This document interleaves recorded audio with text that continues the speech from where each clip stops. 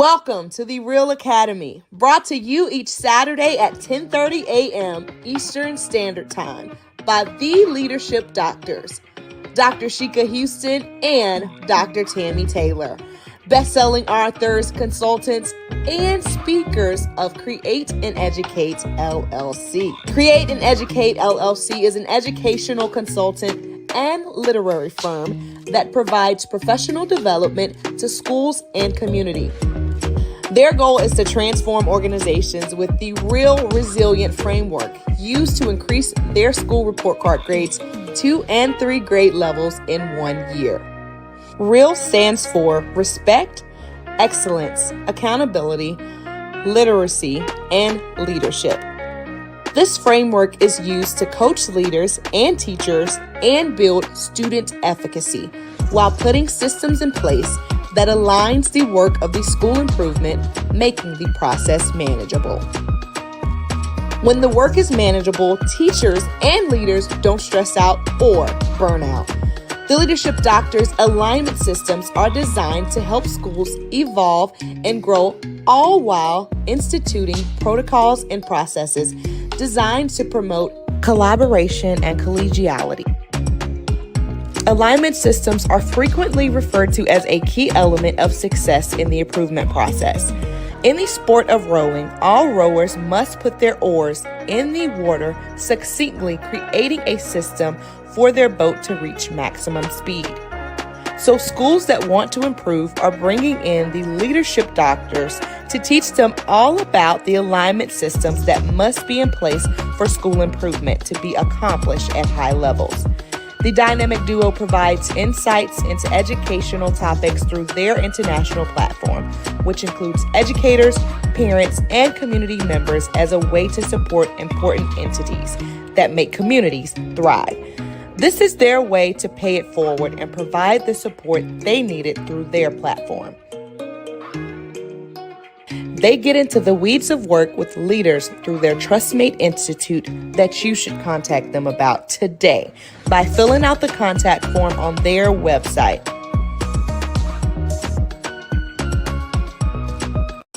Welcome to the REALL Academy, brought to you each Saturday at 10:30 a.m. Eastern Standard Time by the Leadership Doctors, Dr. Sheka Houston and Dr. Tammy Taylor. REALL stands for Respect, Excellence, Accountability, Literacy, and Leadership. This framework is used to coach leaders and teachers and build student efficacy while putting systems in place that aligns the work of the school improvement, making the process manageable. The Leadership Doctors alignment systems are designed to help schools evolve and grow, all while instituting protocols and processes designed to promote collaboration and collegiality. They get into the weeds of work with leaders through their TrustMate Institute that you should contact them about today by filling out the contact form on their website. Happy Saturday, everyone. Welcome to episode 137 of the REALL Academy, brought to you by Create and Educate with your very own Leadership Doctors, HERS, home of the Resilience Framework. I am Dr. Sheka Houston. And I am Dr. Tammy Taylor. Good morning, Sheka, and good morning to the REALL Academy family. Yes, good morning. Good morning, Tammy, and good morning, everyone. We normally do a roll call right now, but we are pre-recording because Tammy is off at one of her Skika meetings in Columbia today. So she is off-site, but I will be live later to put your comments up. I just won't be able to do the roll call right now, but good morning and thank you all for joining us. We don't take it lightly that you are with us on Saturdays and with us faithfully. So you heard what the REALL acronym in our framework that you see above our heads and over our shoulder stands for in the promo. It's not just a catchy phrase for us. It's actually rooted in the improvement correlates developed by Dr. Ron Edmonds, who was an improvement strategist back from the university. Actually, he worked at multiple universities, but he refuted the 1966 Coleman report that African American students could not learn at the same rate as their white peers. So his research found common characteristics among schools that were 90% African American, 90% poverty, but also 90% performing. So each one of these correlates are rooted in our framework to make sure that you all can have that continuous improvement process as well. Tammy, you're on mute. Sorry, thank you. Mhm. Our framework actually connects that research and puts it in terminology that easily allows a leader to organize every aspect of the school around these principles that are called correlates. Teachers can actually easily organize the tasks that they have in their classrooms around the correlates, and students can organize themselves around these same principles. Definitely. And what it does is it gives everyone the same sheet of music. When we are all singing from the same sheet of music, we are in beautiful harmony. We have a Yes, beautiful we are. song. And so that means that your school is able to create that resiliency and be successful because everyone is on the same page. So we have posters that align with the framework to keep everybody on track and keep your vision in front of you. We have different gear that the students could wear that you could also put into your PBIS system. So it is truly a school climate transformation system, and schools that we are working with right now are really seeing the benefit of it, just as we did when our school report cards were raised 2 and 3 report card grade levels in 1 year. So that brings us to our topic for today: real expectations during a teacher shortage.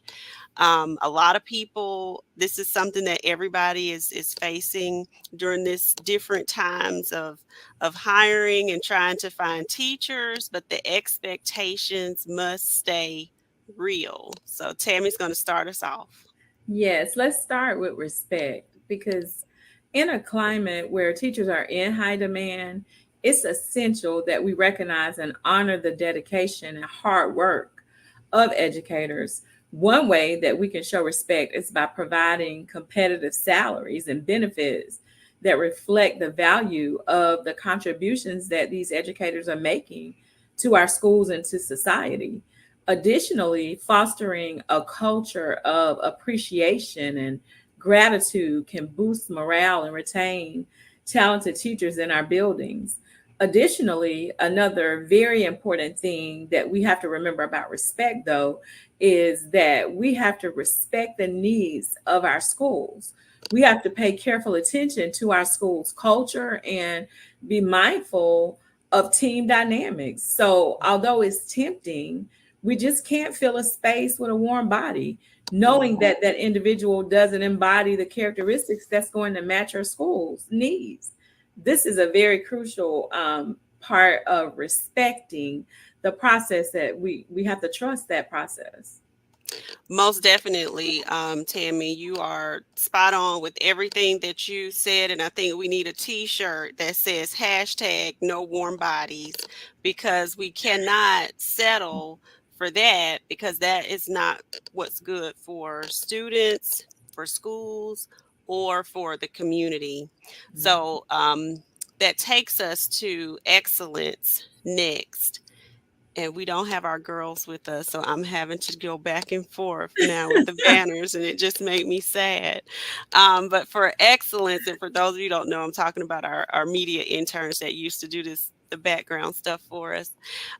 Excellence, we have to, as administrators, it's our responsibility to empower our educators to deliver exceptional instruction to our students. So even though we are in a teaching shortage, we can't lower the bar.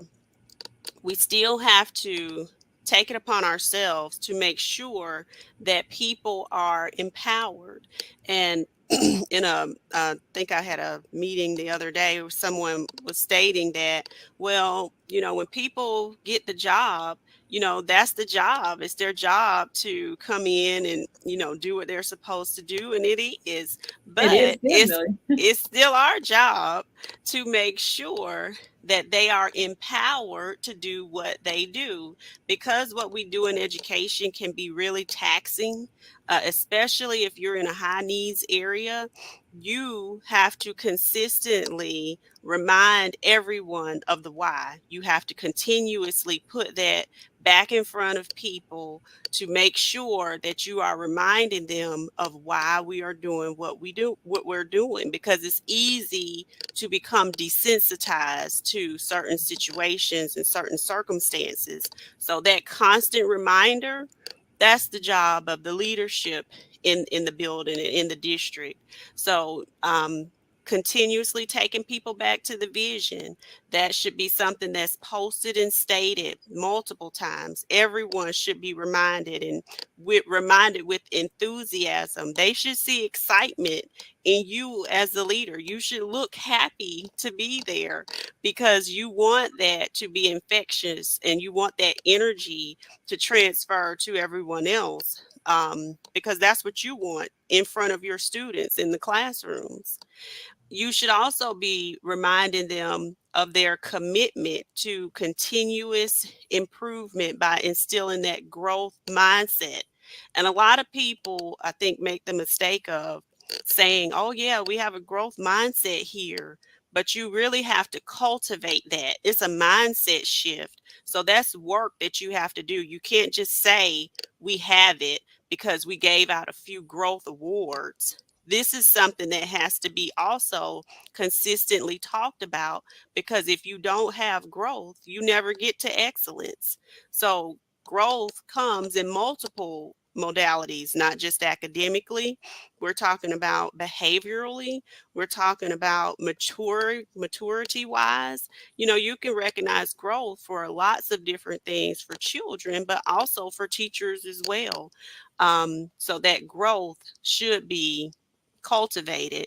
And then lastly, making sure that we are investing our funding in the right professional development opportunities, making sure that we are having mentor programs for our teachers, ongoing support. A lot of our schools have, we have a lot of international teachers that need more support. So you have to provide that.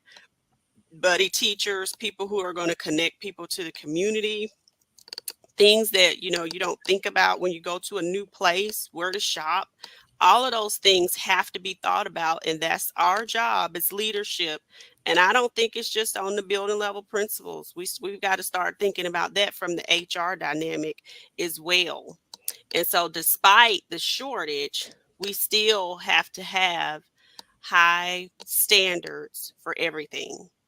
Absolutely. And as we move into talking about accountability, I just want to go back to what you said about that energy Hmm. bringing that level of excellence. Because if your synergy's off, like, who wants to be a part of that? And Exactly. if you are not exuding positivity, and I'm not talking about Pollyanna positivity, they think I'm Pollyanna because I or am the trying to see the let me bright side. let me translate it for people who don't watch. What's the show you watch, Tammy, that don't nobody else watch? She's talking about being fake. Little House on the Prairie, is that it? Yes, I do like classics, but I'm just saying. And Pollyanna happiness is eternal optimism, and I'm all about that. But what I'm saying, and she could hit the nail on the head there.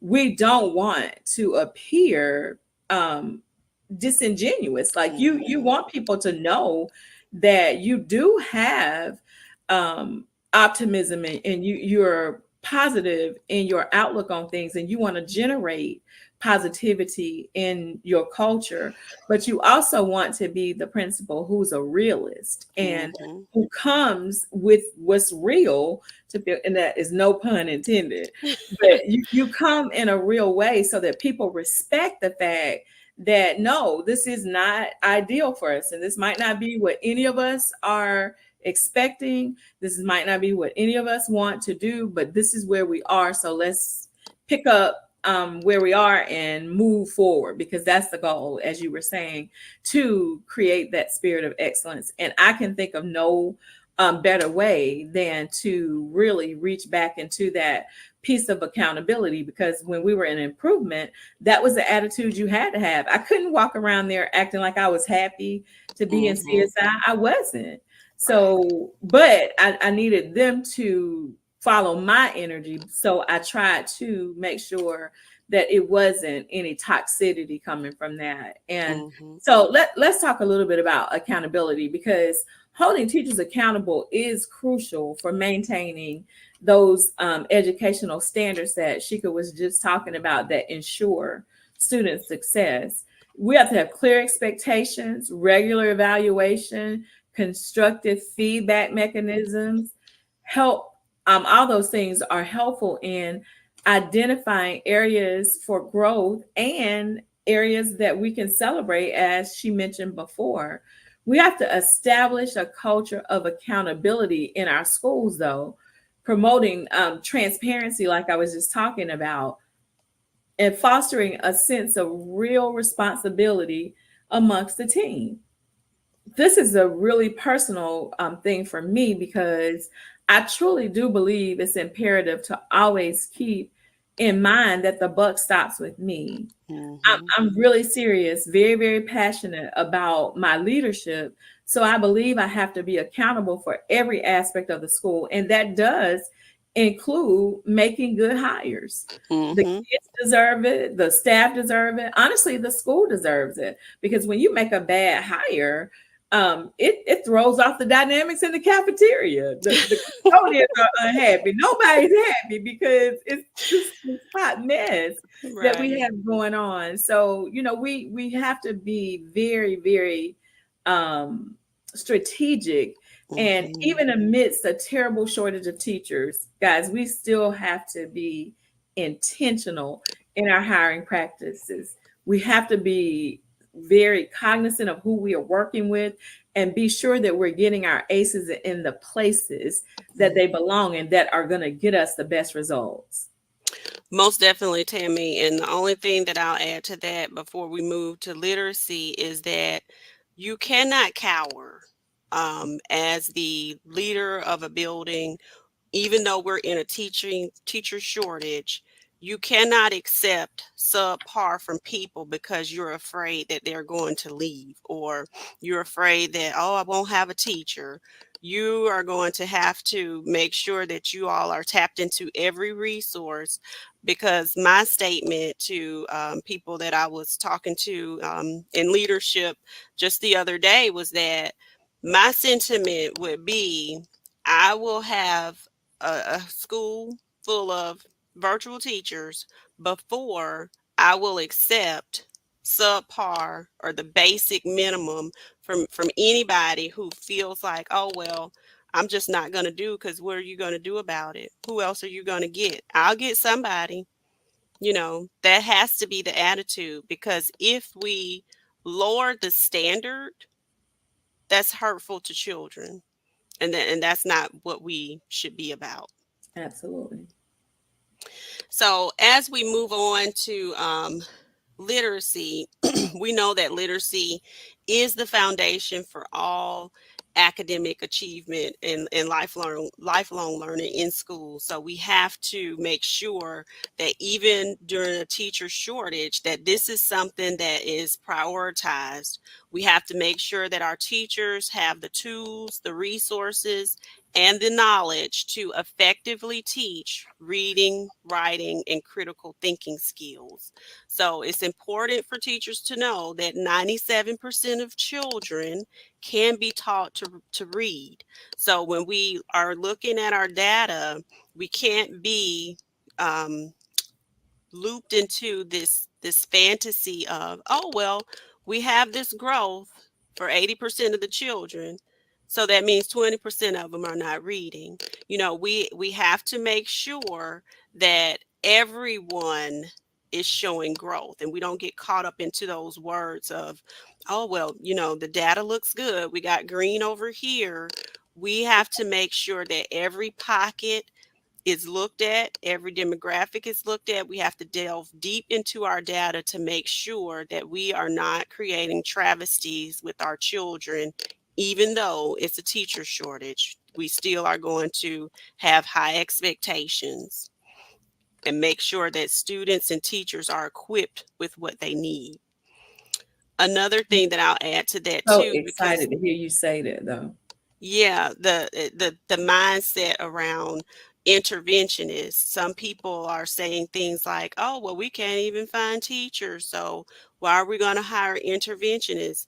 That doesn't mean that we take away from what children need. Mhm. Children that need intense interventions, we've got to figure out a way to do it. It just means that we've got to work differently, smarter, harder. I don't know what it is, but we've got to do it to make sure children and teachers have what they need. Yeah, I think it's so powerful when you were just talking about um, everyone being like it getting down to every child. It just Mhm, brought me back to remember, I don't think it was last summer because we didn't get to go, but remember the summer before when Principal Kafele was in Charlotte and he was talking, he spent time really digging deep into all versus each. And mhm, that's what we have to do. We have to make sure that we instill that mindset in our people that mhm. each child deserves what he or she needs. That is Exactly. really the bottom line. They Mhm. deserve it. And I feel like whenever we get to that point, maybe then we'll start seeing a different dynamic, because you're right. Just because you're a small school district, or just because you're not prevalent with resources, does not mean that the needs are not there for our kids. Exactly. As we, I'm sorry, go ahead, Shika. I was just saying, we just need to come up with different ways to make it happen. We got to think outside of the box. Absolutely. And we're going to transition into our last wheel of the framework, which is leadership. And so, strong leadership is essential for navigating challenges and driving positive change in education, period. We play such a critical role in setting those expectations, providing the support that's needed, and creating and fostering that collaborative learning environment that we've been trying to talk about today, supporting Mhm. teachers who need additional support. But I think principals and administrators have to be empowered to lead with vision and integrity. We have to create that culture of excellence that we've been trying to um, talk to you about this morning, that will inspire teachers to excel and allow for students to thrive. Leadership matters, y'all. And I just say this morning, let's all lead with wisdom. Exactly. Um, the other thing that I'll add, you said empowering principals. So this is talking to our district level leadership, state level leadership. Empowerment means that you actually hear the voices of people. You're coming alongside of them. It doesn't mean that you're standing on top of the mountain shooting down directives. And that's the same thing when we're empowering teachers. People feel empowered when they're included. Right. You So hear when them and you respect what they're saying. Exactly. When you do not respect them, when you do not hear them, that is very prevalent. People know the difference between whether or not you are doing things that are empowering or demeaning. And if it's a demeaning environment, it is not going to produce great things. So that brings us to the end of our time. We hope that you all make sure that you're keeping it real during this teacher shortage hiring season, so that we are bringing the best of the best to our schools for all of our babies. And we hope that you join us next on Principal Kafele's page. Unlock the Middle with Josh and Dean will be on Sundays. And then right back here on Saturdays with starting at 10 o'clock with Principal Sean Hurt, and then Create and Educate at 10:30. So we hope you enjoy the rest of your Saturday. Enjoy your conference, Tammy, Thank you. and we'll see you all next Have a week. good weekend, y'all. Happy Thank St. Patrick's Day. It's my mama's birthday. Oh, Happy happy birthday, mama, on birthday. tomorrow. Yes.